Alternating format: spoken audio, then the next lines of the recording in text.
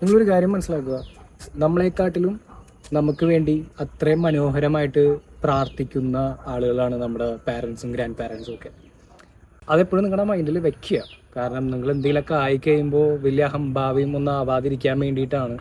കാരണം നമ്മുടെ hard work മാത്രമായിരിക്കണമെന്നില്ല നമ്മുടെ വിജയം. നമ്മുടെ പിന്നിൽ നിന്ന് ആരും കാണാതെ ഇവർ നമുക്ക് വേണ്ടി പ്രാർത്ഥിക്കുന്ന പല പ്രാർത്ഥനകളും അതിൻ്റെ പിന്നിലുണ്ടെന്ന് നിങ്ങൾ മനസ്സിലാക്കുക.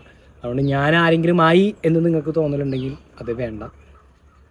ഓക്കെ, നിങ്ങൾ എത്ര തന്നെ വളർന്നാലും നിങ്ങളെ വളർത്തിയവരെ മറന്നുകൊണ്ടായിരിക്കരുത്, അല്ലെങ്കിൽ ഉപേക്ഷിച്ചുകൊണ്ടായിരിക്കരുത് നിങ്ങളുടെ ജീവിതം. ഈ പറഞ്ഞ നമ്മുടെ പാരൻസൊക്കെ നമ്മൾ ചിലപ്പോൾ വലുതായാലും ചില കാര്യം പറയും, പണ്ടത്തെ പോലെ പറയല്ലേ ഞാൻ ചെറിയ കുട്ടിയില്ല എന്നൊക്കെ പറഞ്ഞ് നമ്മൾ അവരോട് തർക്കിക്കുമെങ്കിലും നമുക്ക് ദേഷ്യമൊക്കെ വരും.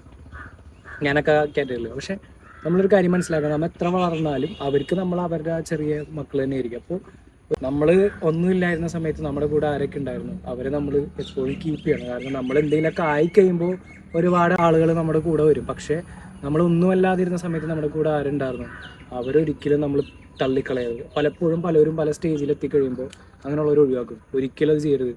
നിങ്ങൾ വളരുന്നതിന് മുമ്പ് നിങ്ങളുടെ കൂടെ ആരുണ്ടായിരുന്നു അവരെ കീപ്പ് ചെയ്യാൻ. നിങ്ങൾ വളരാൻ കാരണമായവരെ ഉപേക്ഷിക്കരുത്. നിങ്ങളെ വളർത്താൻ കാരണമായവരെ നിങ്ങൾ ഉപേക്ഷിക്കരുത്.